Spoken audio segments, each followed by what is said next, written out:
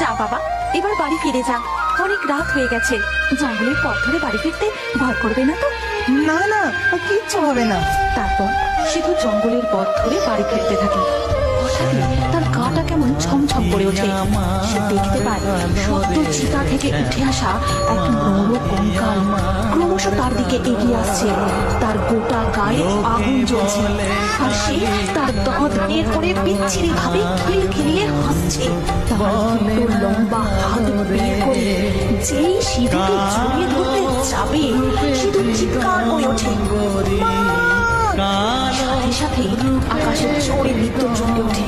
ঝমঝম করে বৃষ্টি শুরু হয়ে যায়, আর বৃষ্টির ফোঁটা সেই নরকঙ্কাল সেখান থেকে অদৃশ্য হয়ে যায়।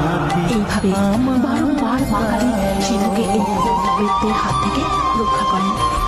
তোর কোনো চিন্তা নেই বাবা, আমি সব সময় তোর পাশেই আছি।